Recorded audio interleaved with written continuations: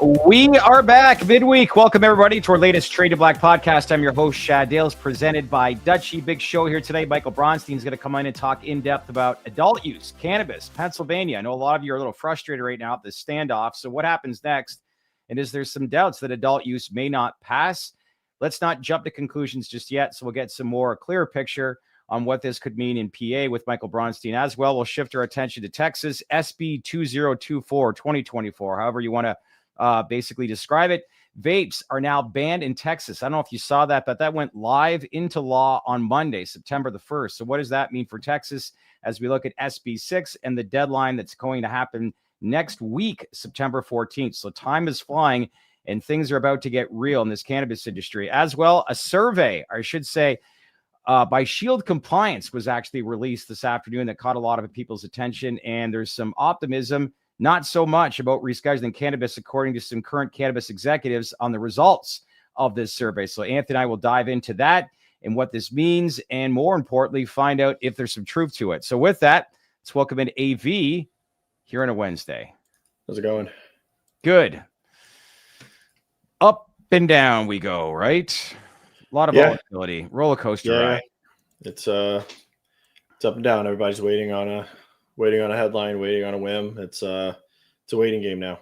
Yeah. I think it's just back to uncertainty. I mean, people thought it was going to be last Friday. People thought it was going to be yesterday. It's kind of just, we're at the mercy of the administration right now with announcing the rescheduling of cannabis. Yeah. I think they probably have a lot on their plate right now too, but that's what it was all about, is that I think a lot of people were hoping, holding their breath, crossing their fingers that we were going to get an announcement last Friday, but few weeks is what he said on August 11th. And this is the week, which is that few weeks, but that could mean 3 weeks, that could mean 6 weeks. I still feel like something is going to get announced eventually. And I do feel like optimistic, and people can call me crazy, but as far as timeline, no idea. So yeah, I mean, as far as timeline goes, I mean, just thinking about it logically, like, I know people get caught up in the minutia with a few weeks or a couple weeks. This is a relatively big announcement. It's got a lot of logistics to it on what's going to happen after it is announced. As far as my timeline goes, it is the end of September. If this does not happen by the end of September, you will not hear me mention this again until it actually happens. I will be very, I don't want to say distraught, but my sentiment will change drastically on the validity of the information that we're getting pertaining to the issue if it's not done by the end of September. Agreed. That's what I think too. So could it happen this week? I don't think so. Could it happen next week? Quite possibly. But like, to your point, if you're thinking end of September, we're trying to find out any information, but they're keeping this very tight-lipped amongst people as to who knows. So we're not going to know that info. We try, but hopefully that is the case, that at some point in September. But let's jump into today's podcast. And we begin with news that really got the attention from a lot of the industry here right now, with a survey that was published by a company called Shield Compliance. And in this survey, it revealed that business executives are not optimistic rescheduling will happen this year and are feeling the pressure given the current circumstances of the industry. Some of the stats included nearly 97% say rescheduling is critical for their survival. Of course, thanks, Captain Obvious. But later, the prospects basically outlined that rescheduling would be achieved this year on a scale of 0 to 100, and the average response was 34. So that caught everyone's attention based on this story. So first thing I'd like to know, who are these executives and when did this survey take place? Because that really wasn't outlined in the story, and that's an important one. Yeah, so there's a lot of opacity around this. I mean, Shield Compliance is a not banking institution, but a banking firm that provides compliance and I think consultancy around banking and the financial aspects of the cannabis businesses. I think they're engaging a lot with CFOs, controllers, directors of finance. They don't really give any sort of insight into who these actual professionals were. I've reached out to Shield Compliance to talk to the head of communications to get a more in-depth and full point of view on the actual survey. Just to give it some context, there were 142 executives surveyed. Out of that, 54 skipped the question altogether. And at the same time, there's no date as to when this survey was given. This could have been given before Trump answered the question on cannabis rescheduling. This could have been given before CNN and the WSJ broke the news that Trump was considering reclassifying cannabis. It doesn't really give at what point in time this took place, which does make you question what the sentiment was and what the information at hand was at the same time. I can tell you with certainty, I mean, all the CEOs that I talk to are contrary to this right now. There is an overwhelming feeling that this does get done in 2025 amongst the top brass at all of the major MSOs. So there you go. That is consensus. Yeah. I'm not trying to invalidate this. I mean, obviously it is valid. They're a valid organization. This is a survey coming from cannabis executives. But like I said, there's a lot that needs to be color that needs to be added, real data points that need to be kind of added to it to give it validity. Yes. And there was a decent amount, almost 30%, that just skipped the question altogether. Yeah. Well, the important thing is, when did it take place? And that we don't know. Because when I hear a lot of these words, there's a huge difference between now and, say, 6 months ago, because a lot has changed. If anything, and this is no surprise, I'm not surprised by some of the responses, because there's a lot of fatigue. Like, let's face it, you talk about Obama, Trump's first term, Biden.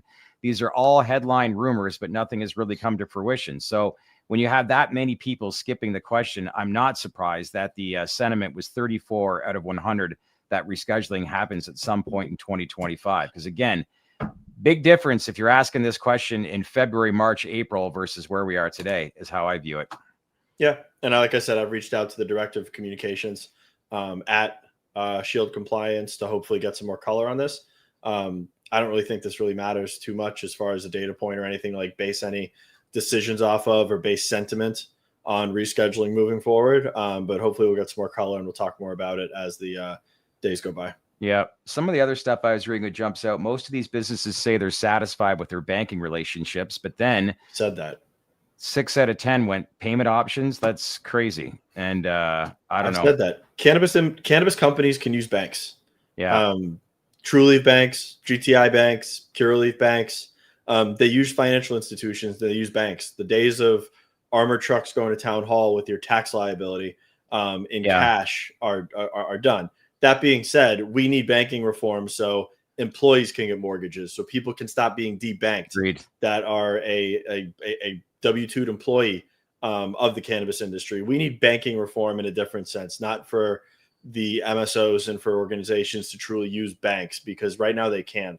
Can they get access to good rates? That's another argument altogether.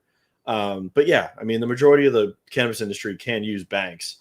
But banking reform, to my extent, is not about that. Well, there was a little bit of contradiction, because then they said 6 out of 10 want new payment options and nearly a third are considering switching institutions for credit. So it's not satisfaction. That to me sounds like coping. But it's not coping, though, because think about it. They can't use Amex. They can't use Visa. They can't use MasterCard. Cannabis companies can't use traditional payment rails. That makes sense. They should be not happy with the mechanisms that they're currently using. At the point of sale. I mean, you're gonna see an increase in basket size when I can go into a Sunburn and use my American Express. Versus use cash or debit. As soon as they can get credit cards, the game's changed. Yeah, that's for sure. It appears that a lot of these operators are tired and are working around a lot of these rules and just want a system that finally treats them like any other industry, which we've known for quite some time. But, you know, if rescheduling were to get announced, will it take SAFER to finally pass before we actually see growth in the amount of jobs in this industry? Or do you think we could see job growth if rescheduling is announced? I would think, based off of research. But once this is all said and done and SAFER passes, let's say, and so does rescheduling, you got 400,000 to 500,000 jobs in this industry right now. And the question is like, how much does that grow here in the immediate term if some of that stuff actually gets passed into law? But that's another side. I think it will grow to an extent. I mean, I think you've seen several companies or several MSOs reduce human capital. If you could just go through it, you've seen them reduce the numbers in their headcount. You've seen them do away with key executives that are in the company that's just not needed anymore organizationally to lean out so they can improve margins. 280E goes away and the businesses start to get a little bit more action. I think you're going to see them rehire and start to deploy more resources to human capital across the enterprise. Well, a lot of these companies, as we know them for quite some time, have to stay resilient. But do you think this is more about resiliency, or it's just pure survival mode, just hanging on because really they don't have another choice? It's probably a little bit of both. Yeah. I mean, they're in survival mode now. They want to conserve cash. They want to shore up the balance sheet. They want to make sure that their margins are stable and be able to weather the storm. God forbid this doesn't happen. This doesn't happen. The sector's in a very bad place. I'll be completely honest. Like, if this doesn't happen, if 280E doesn't go away and rescheduling doesn't happen, like, they're not surviving. They're blowing up. Not everyone, but I mean, that's what you're going to be looking at. What's going to happen to this podcast? Yeah, I hear you, my friend. It's a lot of they can't survive with 280 any longer. Yeah, I hear you. It's too onerous. I mean, cannabis, it needs to be legalized, but the main messaging here is cannabis needs to be legitimized, because cannabis is not legitimate in the eyes of the federal government as it stands right now. Yeah. And if it's legitimized, they're put on an even playing field from a business operations perspective. Yeah. You want to know why I haven't looked into it too much, but you want to know why Ben sold his brands to Agrify and then licensed them back? Agrify can expense things from a tax perspective. That's Agrify. Ben just shifted some of his tax liability off of GTI that was weighing down their balance sheet onto Agrify. It was a brilliant move. Yes. He's the only one that was able to do that. I mean, I commend him for it. But that was part of the strategy there. Yep. Lots to think about, that's for sure. But somebody writes VFF will be just fine. Yeah, I saw that pullback yesterday. But I don't know what the hell happened yesterday. That was crazy. Where did it end today? I watched a couple of videos last night, but this was really. It was down another 5% today. So that's. Yeah, but they were saying this was overbought. There was I saw. Yeah, but being overbought doesn't warrant a 30% pullback. And the RSI on VFF right now is 53. So now it's oversold. I think there was resistance around 262, if I'm correct. They could see a pullback all the way down to 211 was a video that I watched last night. And when you look at just the overall increase, it's up over 600% this year alone. But I think it'll be just fine. It's up. What wasn't it? 40 some cents at one time? Was it? I don't Maybe it was higher. Now only up 2% year. Okay. Well, it's now only up 200% year to date. Yeah, it's doubled from the announcement with the spinoff of the vegetable business. When you look at, I thought it was around 50 cents, 50, 60 cents before any of that stuff came, and it traded all the way to $3. So yeah, I think it was. Correct me if I'm wrong, people, but I'm almost certain that it was around 50, 60 cents well before any of those announcements were made about the spinoff with the produce. But everything came, it was 45 cents when that happened. I thought it was higher. I thought it was higher than that when that happened. Yeah. So yeah, what a year. So look, and everything can't go straight up, but it's a healthy pullback, and it's a mighty pullback, but I don't want to speculate and dive into this because we promised ourselves we wouldn't get into this. There's no reason. There's nothing to speculate on. If it happened because it was overbought, it's right now it's definition of oversold, right back down there. So it should level out. But a 30% move to the downside in 2 sessions is aggressive. Mark, for a company that has good fundamentals. VFF has pretty good fundamentals. They do. Some of the numbers I'm starting to see that they're producing over in Europe as well, very strong. So I think that's the reason why it's a great story. A lot of cash. They spun off their produce, and that's the reason why they ran. And they're producing some big numbers in Europe right now. And clearly the market share that they're building in Canada as well. So don't sleep on that too. But job well done by Michael DiGiulio and team. But he's got a very good, we met them. It's actually a year ago today that we were taking a tour at their facility in Delta. Fast how time flies by, isn't it? Yep. And I don't know if this is a jam jar. This is more of like a mason jar, but you can fit 24 ounces of water in them. So I drink 3 of them a day, and it's better than those water bottles. It's efficient. Yep. Hormonal Health MD Tilray. I actually spoke to their CFO, Carl Merton, this morning. He's actually overseas at their facilities in Portugal. And he was telling me as to how he's blown away by these facilities. First time he's been over there to actually see the facilities, but Big Pharma 101 is what he said. If you think that we've got that pharma look and feel in North America, I guess Portugal takes it to a whole new level. So we're work with them to see if there's some opportunities to get over to Portugal to film some of that stuff, because I know a lot of you people that follow the Tilray story would probably appreciate seeing that. So Portugal's great. I've been to Portugal a bunch of times.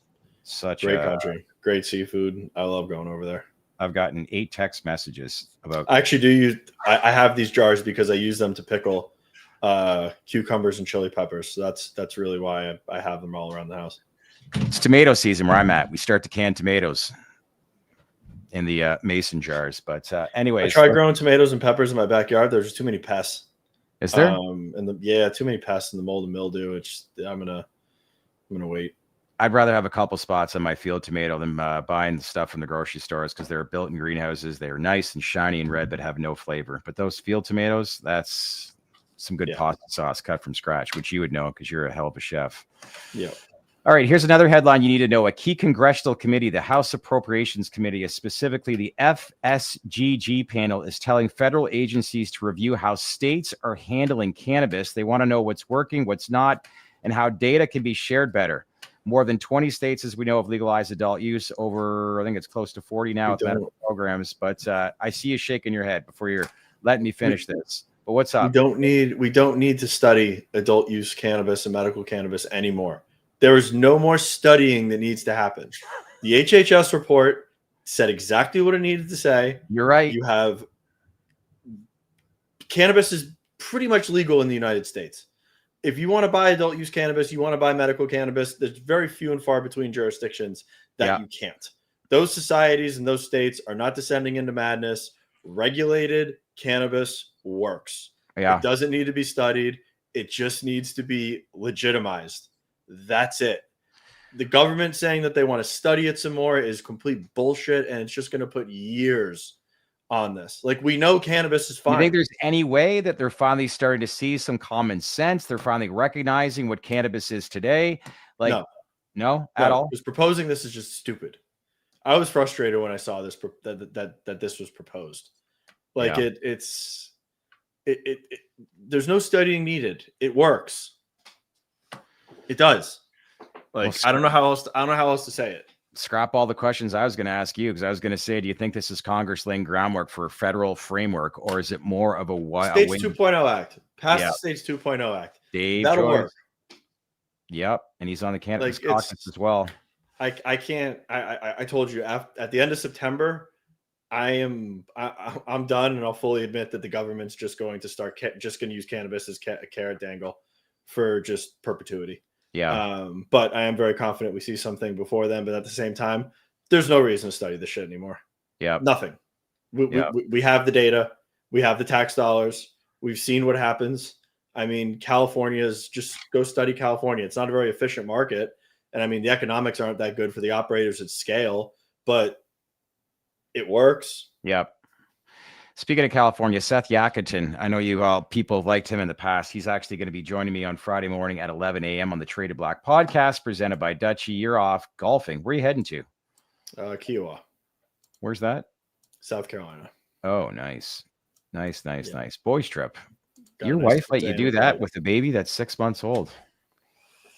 You have no idea what I had to pull. That's it. Pete V, that was my thought, Shad. What was that thought? I'm missing what point you're trying to make. But yeah, it's lots going on. I'm getting lots of text messages right now. People asking me questions. I wish I could give you the feedback and give you the answers that you want. But all in all, look, keep things into perspective. We've seen a heck of a run over these last 6, 7, 8 years, and there's a lot of attention. I don't know what that was. That was thunder. Was that at your house right now? Yeah, it was thunder. Jesus. You guys getting hurricane season there? It's 420 in September. That's rains at this time every single day. And Michael Bronstein's here. Yeah, that's crazy. Well, lots to dig into. I know we'll keep you guys all posted if and when we do hear something. But for now, like we've said, the big takeaway here, do we think it's going to happen at some point in September? I still firmly believe it will. When it is, whether it's this week, next week, or the end of September, Anthony thinks the end of September. Maybe that indeed is the case. But anyway, I think from now until the end of September. I don't think anybody knows, and no one knows it's going to, or it's not going to happen this week. No one knows if it's going to happen or it's not going to happen next week. I just think it's going to happen from sometime between today and October 1st. And if it doesn't, I will eat crow. I was wrong. And the couple of weeks thing was horseshit. Yeah. To be completely honest. Yeah. And the Dales report will probably shift 100% into crypto. We need this rescheduling. You're going to get some people pissed at that statement. No, we'll stick with cannabis. All right. It's now time for our second segment and everybody's favorite guest who's actually back from the end of summer vacation. It's Insider's Edge with Michael Bronstein. Let's go, Arns.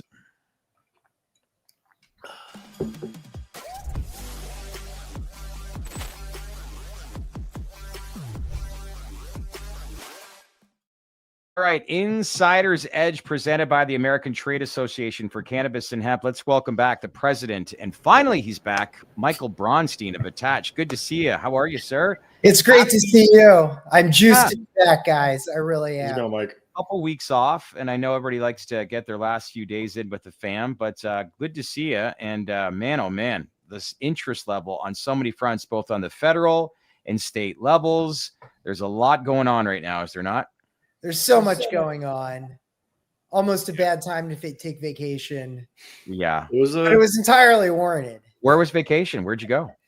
I just went to the Jersey Shore for Did you? Oh, that's nice. a little while. And it was nice to have the family out there. But I mean, it's gonna be a busy fall, guys. I mean, we are, we're in some pretty critical periods right now where we're gonna get a decision. I mean, we're gonna get decisions on some of the things that we've been discussing, over the summer for quite some time.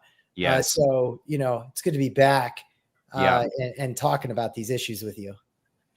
Back in time for your Eagles to spank the Cowboys on opening night on Thursday. I cannot believe the Cowboys traded Micah Parsons, but I'm sure that was a gift for all you Eagles fans because that is going to be a punishment on Thursday night, I think. But yeah, it's going to be I mean, I don't even think we're going to play starters in the second half. I mean, I don't. It's going to be like the Super Bowl. You pull the starters. Yeah. Oh, man. Listen, as you said, there's a lot of decisions that are right around the corner. What do you guys want to start with? Texas or Pennsylvania? We might as well start with Texas because this flew under the radar and out over my head. But SB 2024 actually went live where all vapes basically banned in the state of Texas, which is huge. And I think it's important to obviously note that. But what are you seeing and hearing now that you're back in Texas? Like, this is something that people need to pay attention to because this is going to have a huge impact on the market right now, considering that passed into law on September 1. Yeah. And I mean, that law was going to go into effect for quite some time, and we had known about it. I think that really in the discussions that have been going on, I mean, obviously, on the ground, folks have known about it. I don't know if the market necessarily, took into account, what would happen. They haven't. Yeah, but I mean, the people that we talked to all knew that it was happening. Right. I mean, basically, several months ago, people are like, okay, well, this is done in, that portion of it is at the very least in Texas. There were a lot of folks who are large producers that we had talked to that, were preparing to pull out from the state. I do think that it's one of the things that has gone on, and I actually think this is important, from an insider, perspective, is that the vaping issue, sometimes what's gone on that issue on the tobacco side is overlapping with what the talk is around cannabis, and they're two different subjects, right? But some of these regulations and some of the laws that are passed, these things get rolled in. They get rolled into each other. It's something that we've been very cognizant of because the cannabis vaping market is different. We would argue it's different. It's very different than the tobacco, nicotine, vaping market that exists out there. And the need for this is different. I mean, we have actually some states around the country where vaping is the it's actually like the only way that is legal to be able to inhale. So my question, we've seen grandiose apprehension from the operators in Texas and the citizens of Texas as it relates to the prospects of a potential hemp ban. Am I wrong in my assumption here that they kind of just accepted this vape ban? Like, did I miss like the outcry of support against it, or like what? Because it just seemed to come and go and get enacted now, and I'm assuming people are kind of just going to. It looks like they're just going to accept it, and it's law. Yeah, I think that in some respects, that it had been like, I do think that there's been a discussion around this in the around these laws, but like the thing is that a lot of people knew, and they were taking into account, and it wasn't that folks weren't talking about it. It was just there's a lot of things to deal with all at once. Yeah, here. Got it. And under those laws, I mean, they could be, you could. I mean, there are things that depending on what a final settlement looks like, there are things that you could do. So I don't think that the discussion ever didn't stop. I just think that it, for some reason in the press, it was kind of really under the radar. A lot of us policy people had been talking about it for for a while. Yeah. They didn't like it, just something for some reason it wasn't really as reported as much on this. I don't know why. Well, that's the case. Many may wonder if this is the first domino in a wider crackdown. I don't want to go there, but we look at SB6. That's got a deadline for next week. For those that don't know about what it is, it basically goes even further on hemp-derived THC. The Senate has passed it. The House still hasn't acted. And as I said, the deadline is next week. Where do we sit with this? Do you think this bill, like I don't even want to speculate. I don't even know how to ask the right question. There's so many moving parts here right now, because what we're saying now, no one really has an idea as to what's going to be finalized come next week. But as you've said before, you think a conservative approach is going to take place. What does that look like then? Yeah, but I mean, right now there were other issues that came up in session, right? So when we were talking, they had redistricting, and I always said like the issue if they're the whole special session and they talk about redistricting, it's going to be about redistricting, right? And that happened. I think that the bill stalled. The bill stalled a bit right now. That nobody really has a handle, I think, on how this is going to close.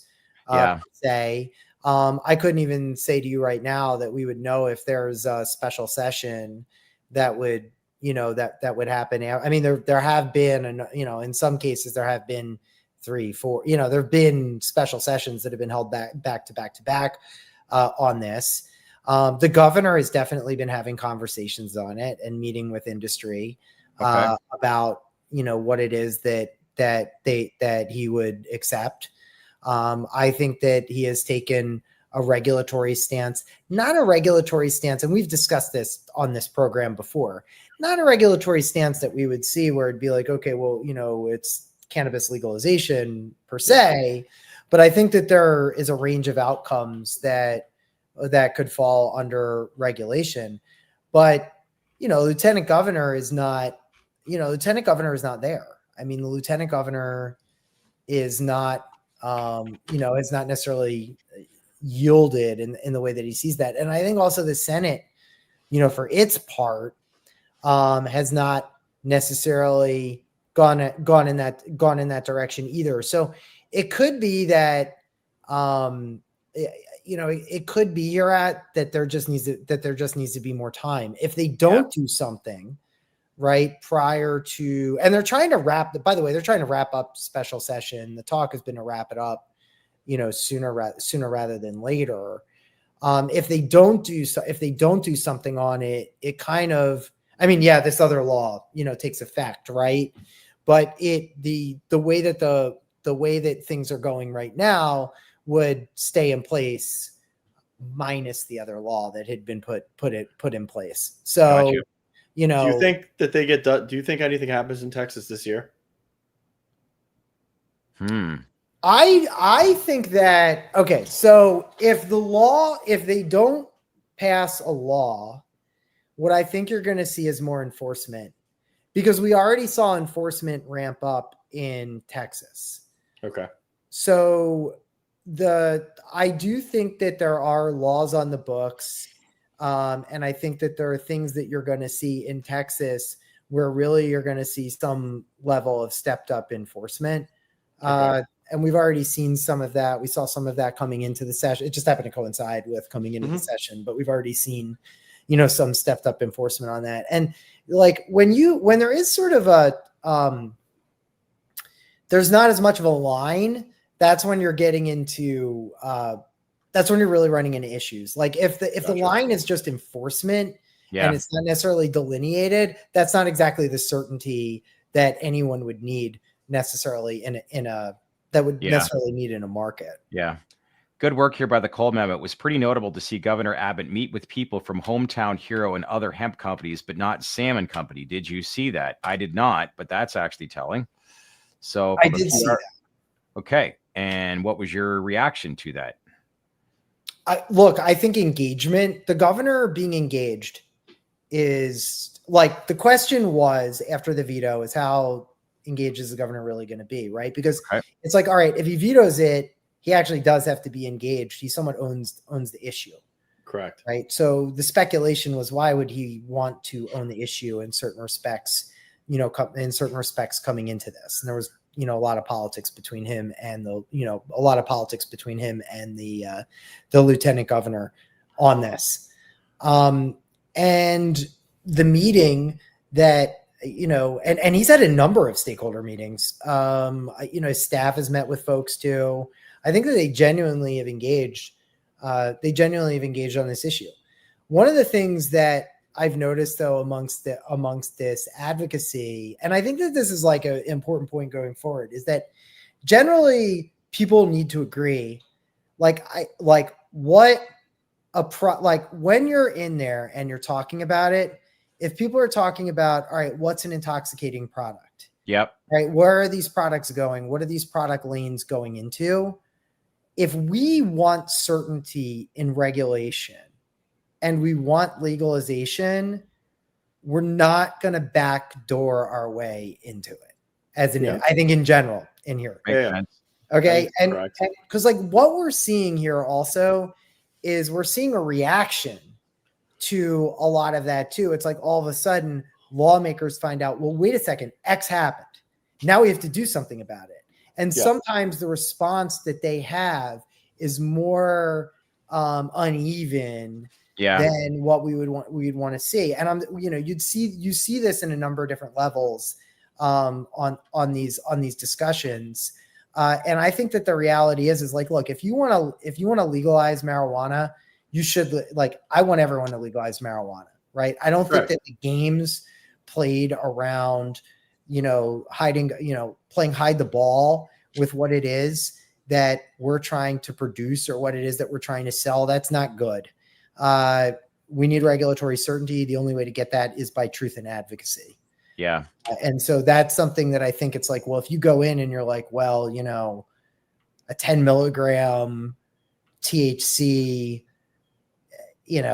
product is not going to get somebody, intoxicated. I think it's a problem. I think we need to like stand on the idea that it is better to like that, look, we have alcohol regulation. We regulate intoxicants all the time, right? This is something that people are using. Like, let's actually tell the story. I think it's compelling enough to actually tell the story of what it is where we want the market to go, right? And that's where the regulation is going to follow. In Texas, look, I think it's great that they expanded the medical marijuana program. I think it's great. Like the story here also is there's medical marijuana program expansion. The program itself has been horrible. It's been really tough.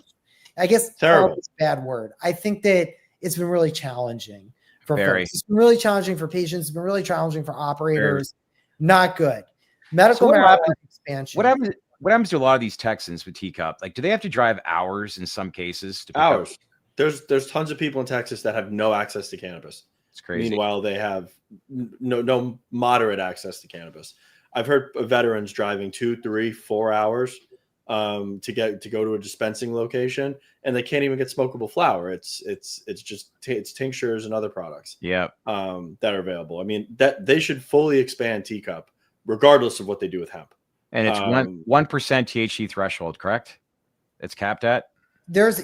So I think that the issue also is they've got their caps that are in the program. They expanded conditions. Yeah. Anthony has made the point that if Texas was more like Florida, it would be better. He's made the point here. I've listened to it. I think it's a good point. If it was more like sort of a Florida style program, which honestly, this is sort of what Florida started out. If you were to like point at, we did. Yeah, it started out kind of that. For those of us who were around long enough. And DeSantis, of all people, gave us smokable flower in the state of Florida. Florida's medical market is great. It works. People will say that it's a walled garden for the MMTCs and it's a little bit anti-competitive. Yep. I don't really buy that. I mean, there's a decent amount of operators here. We just doubled the license count in the state, but Florida's medical market would thrive in Texas. Shit, Texas might even eclipse Florida in market size if it had an analogous market to Florida. Yeah. 30 million people in Texas. Yeah. I was reading a survey from Nug MD. 91% of Texans who use cannabis say it's effective for chronic pain, breaking down that 65% cannabis is very effective, 26% saying it's mildly effective, only 4% saying it wasn't effective at all. But it's a big number, and you can't help but feel like we all know where Lieutenant Dan Patrick sits. As much as you're a politician, you want to be for the people. He's made it Dan very Patrick is in the same camp as Laura Ingraham. He just hates cannabis. Yeah. He's stuck in his archaic ways. He's not going to come around. And there's probably outside forces that are not forcing him, but outside forces that are incentivizing him to have the messaging that he's using. There's no reason to be anti-cannabis. Yeah, if I know. you're anti-cannabis in 2025, you're anti-personal liberties. Like, there's no reason for you to tell somebody else not to smoke weed. It's not going to kill them. It's not a drain on society. They're doing it in their own home, and it's the same shit as alcohol, caffeine, nicotine, sugar, whatever you want to call it. Like, It's just erroneous. People like Dan Patrick and Laura Ingraham. But I mean, you think about it, and there is really a history around that argument that people can't really let go because they were taught, they were taught that. Right. And I think if you look at the age skews of people who are against it, it's obviously older. Like, you look at someone like Dan Patrick, and he would fit into that. You'd fit into that, that skew. But interestingly, I mean, he also made a point, right, around the medical expansion that, of certain things they were doing around the medical expansion. Right. I wouldn't say that he's like, a champion of medical expansion or something. I know, but right? It's a different view. I know, but let's call a spade a spade. I mean, I'm all for being genuine and not being disingenuous. The man literally took Delta 9 THC in one hand from Hometown Hero and said, "This is going to kill you." And then in the same breath said, "Teacup Delta 9 THC is fine because we tell you that it is."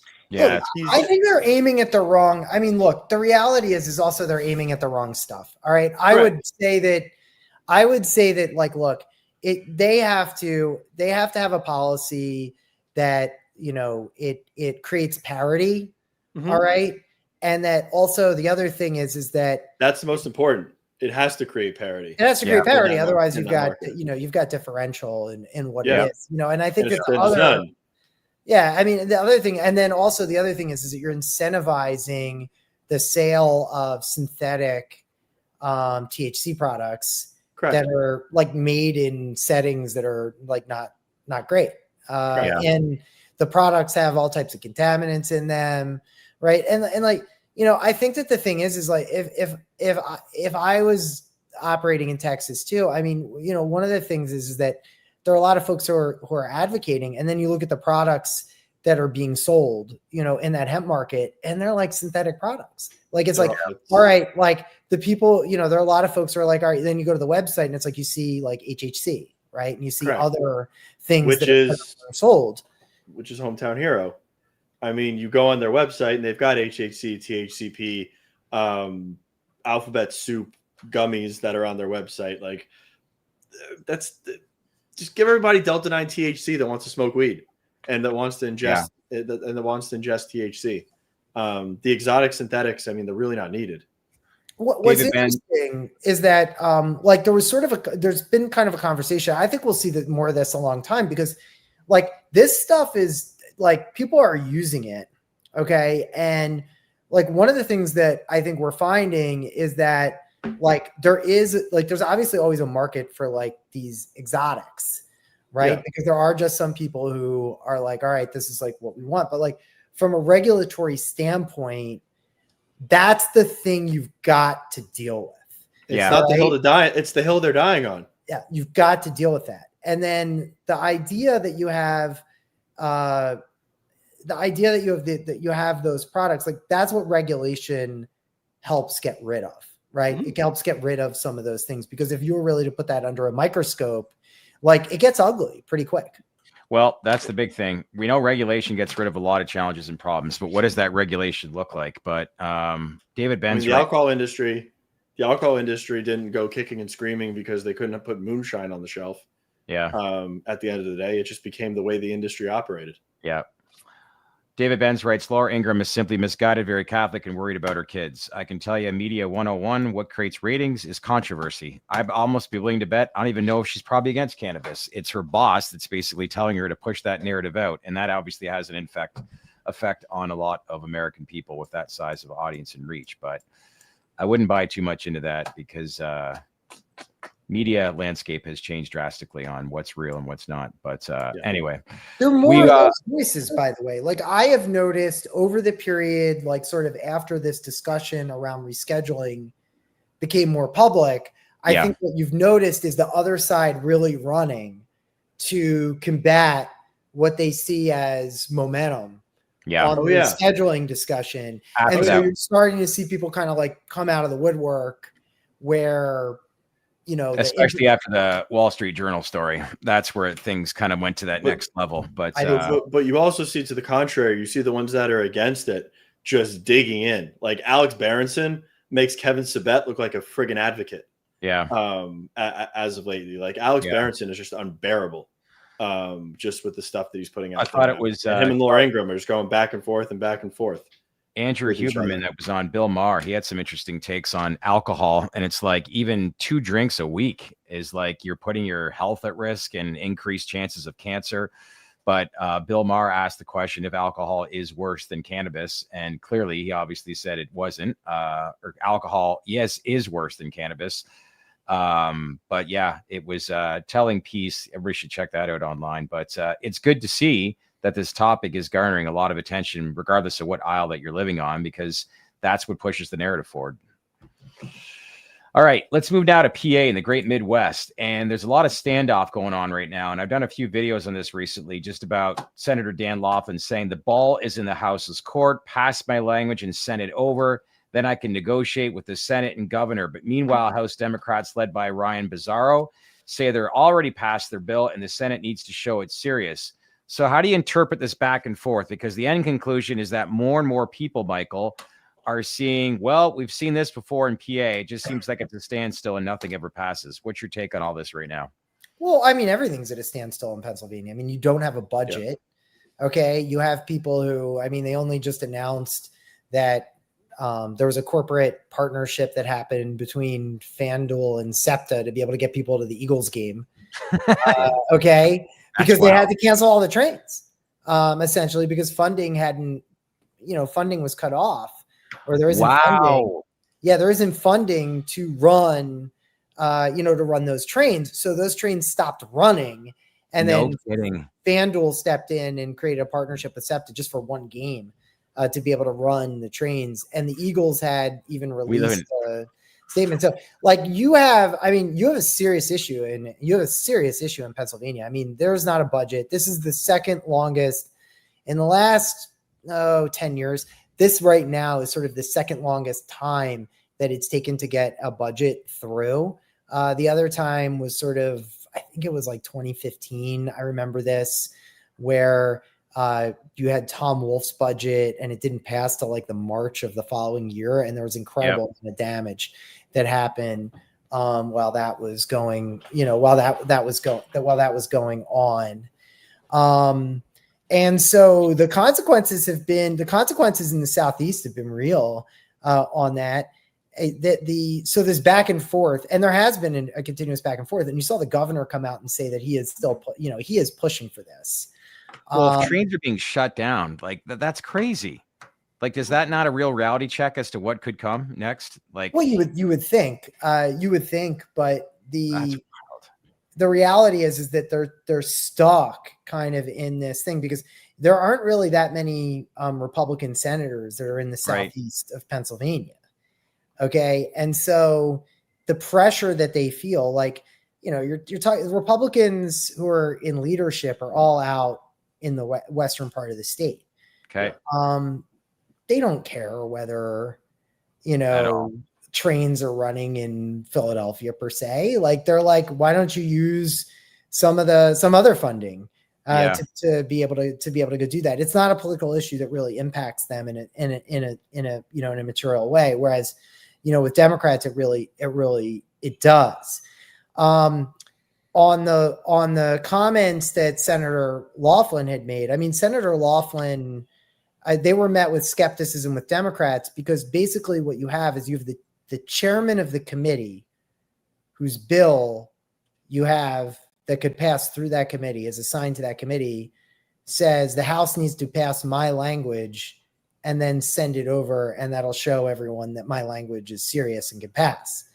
That's kind of a strange thing to say because you're the chairman of your committee, just pass the bill, right? Yeah. And so, like, and send it to the House. And I think that, like, the read is that Republican leadership in the Senate is not on board right now with with legalization, right? And the House, is still operating under normal political circumstances where they're like, we passed a vehicle, like even after they passed the vehicle, which was really bad bill. What was said over on the Senate, or what they said upon passage, was, we expect this to be changed. Okay. We are open to that conversation. Okay. Right. Like Leader Bradford, I think, was very clear when he said that they were open to it. I think Rep. Frankel, whose bill it was, and Rep. Brzezinski said, this is our version of it. Tell us, we anticipate that it will be changed. And I think that the expectation that they had was that a bill would be moved out of Law and Justice Committee on the Senate side, and then that would move it into 5-party negotiations. Yeah. That didn't happen. So how do they get something done? Like, what has to give to get something done? Because it seems like they're at an impasse. And it almost seems like it's a Mexican standoff where it's like just nothing's going to happen. Who blinks first? Because neither side wants to concede the least bit. Yeah, so I think there are a couple of things that could happen. I mean, marijuana is one of the only two revenue items that are available to be had in the budget. The other that we've talked about here is skill games, which we've talked for a marijuana show. We spent a lot of time talking about that subject, but people should know the context.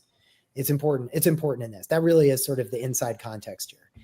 The Democrats have continued to push on doing legalization. The governor made comments last week on it again, and has continued to push. The standoff and how it breaks. So the way that it happens, whenever I've seen a standoff, it's like it feels like it's never going to end. It's like it's going to go forever, but it never does. It breaks. There's always a moment where all of a sudden it breaks and everything's done. And it's done in a matter of it's done in a matter of minutes. They come in on they come in on a Tuesday and they're done by Thursday, and it's done. I mean, it's just like they leave it. The issue, I think, around legalization is that there isn't Republicans in general on the Senate side haven't really been willing to engage on the issue as of yet. And they keep trying to bring that to the table as a revenue item. But where Republicans are is they don't want a larger budget, and they would rather see some of the cuts to the services and some of the things like that and a lower budget. That changes things. Actually, so they're like, when you bring us a revenue item, right? And then what Republicans, the argument that they're making right now, I think that their argument is shifted. I think that the argument that they're making right now is on marijuana is, well, it's not that much revenue. Right. So why would we, like, it's not that much, like, for, right? Like, that's kind of the way they're trying to poo-poo the argument, right? Well, it's not that much revenue, right? Yeah. So why are we, why do we have to take a vote that we're all uncomfortable with? That none of us in the caucus want to take the vote. The other politics, I think, around it too, is that the Republican caucus in the Senate is kind of split. Now, here's the deal. Even with all of that said, they need revenue. Right. Okay. Even if they put their head in the sand, they know they need revenue. And behind closed doors, they all know that legalization is going to happen at some point. And the question is, do they do it now? Right. And Pennsylvania is a full-time legislature. So even if they did it in this budget, that would be amazing. If they don't get there in this budget because of how contentious the discussion has become on the budget, they're in session right now. Like, they're coming back into session right now, and they're going to be in session from now until like the end of the year. Okay. And they'll be in session again. So this isn't, a situation where if they didn't put it in the budget, it wouldn't still be talked about, and the possibility of it still wouldn't be getting done. It's how this budget closes. If the budget closes in it, that's great. If the budget closes and there's kind of like a discussion around it where it's like, actually, all right, we got to like get to a deal. We can't really agree on this issue, but we agree. We'll take this up in the fall. Okay. We're in the fall, right? Yeah. Fine. All right. It needs more time to be ironed out, on that circumstance. So how the budget closes, I think, is just as important here to watch. That's moving parts. Yeah. Too tough to say what the outcome is going to be, but those are some moving parts. Like, there's some things that they want to subtract basically out of the budget, but they don't need actual funding for, or as many dollars for. So that I never looked at it that way. And that's a huge piece. There's not just this, there's a number of things that they have to negotiate, which will probably be the outcome as to whether or not this actually does pass, right?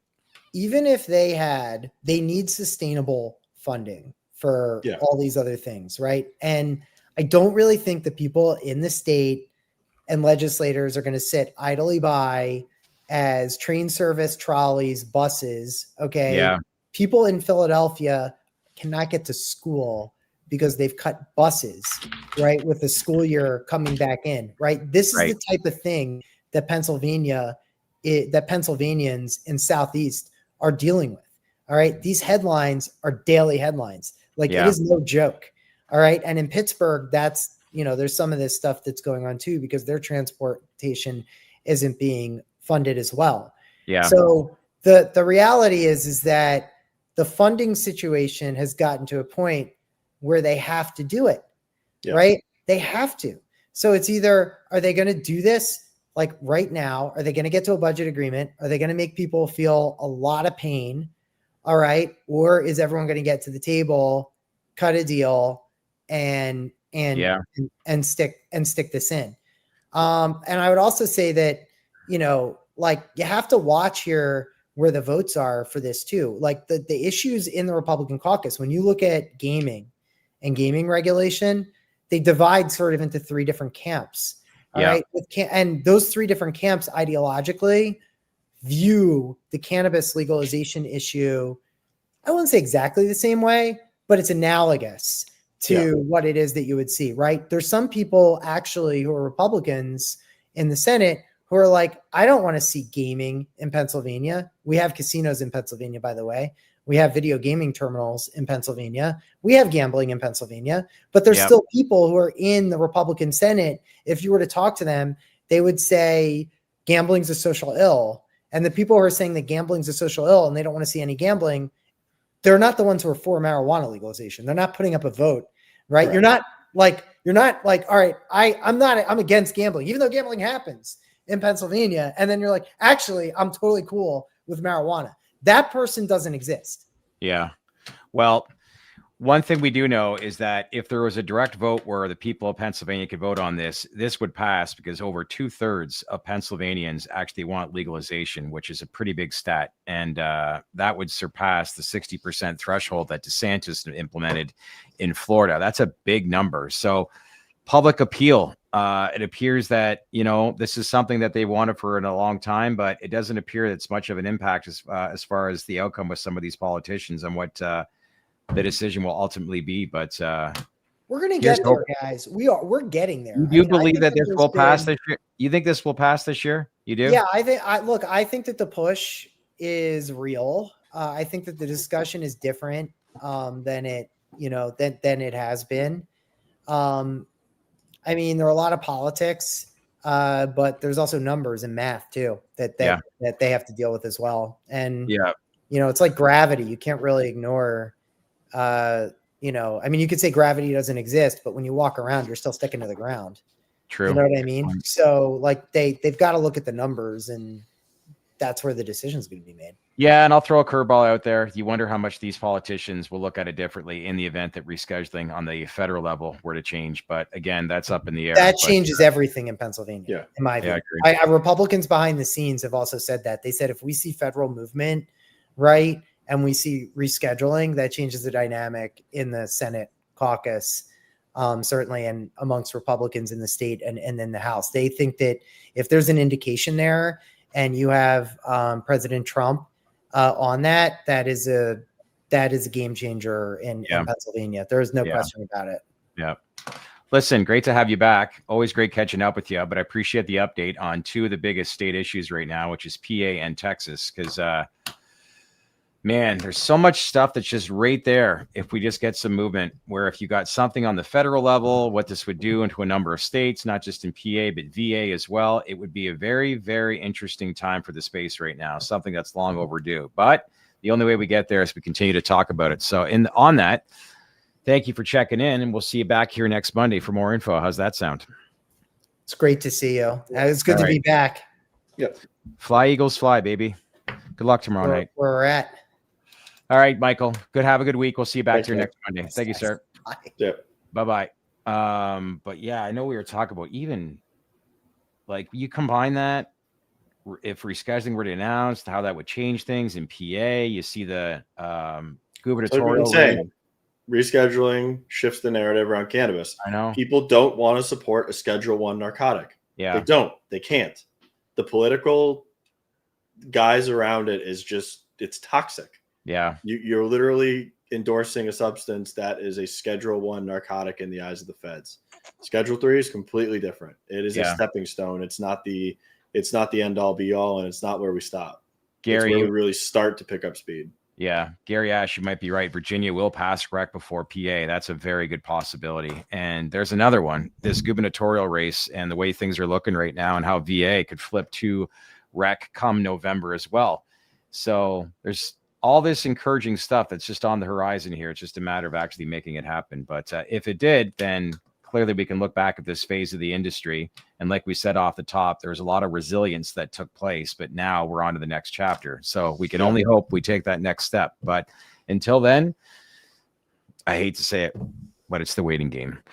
And I mean, Samuel, you're correct. Schedule 4 and 5 would make much more sense than 3. I don't think that's where we're going to land, but in a perfect world, yes. Cannabis should be 4 or 5 on its way to being descheduled versus 3 in the interim. I hate to say it, but the industry right now is at a point where it's like, we'll take what we'll get. It's not it's kind of the point where beggars can't be choosers. It sucks, but I mean, that's kind of the reality of it. Cannabis and S2 is not happening, Michael. No. Cannabis is kind of like President or Prime Minister Mark Carney. He has not much leverage when it comes to negotiating with the U.S. We'll take what we can get, and it's the reality. All right, Friday, Seth Yakutin's back on. And marketing your calendars, few people reached out today. Today wasn't the day. It's a week from today at 4:30. Senator Rand Paul is going to come on with us. Obviously, they're back from recess, both him and Senator Mitch McConnell. You saw the standoff over the summer where Senator Rand wants to increase the threshold to 3%. McConnell is saying the complete opposite. So we're going to find out what the next steps are with the bill that he proposed, and more importantly, what the hemp industry and what it might look like as it develops here in the Q4 of 2025. So mark that in your calendar. Next Wednesday, 4:30 with Senator Rand Paul, Anthony and I. So that should be a great one. Seth Yakutin will be on Friday. So we'll talk about some things, including some of the recent events that have taken place in the industry, more notably what happened to Air Wellness. We haven't spoken to him since that occurred in the summertime. And we'll get a recap of the earnings season, some of the takeaways that he had. But he's been away for the past month or so. So we'll get it caught up on him, get his take on the overall fundamentals of the industry, and some hypotheticals that could come into play in the event that we get some reform. So mark that in your calendar, 11 a.m. with myself and Seth Yakutin. Anthony, enjoy your golf trip. Yep. And I'll see you next Monday. Okay, sir? I will see you then. See everybody. Enjoy the rest of your afternoon. We'll see you back here Friday, 11 a.m. Bye.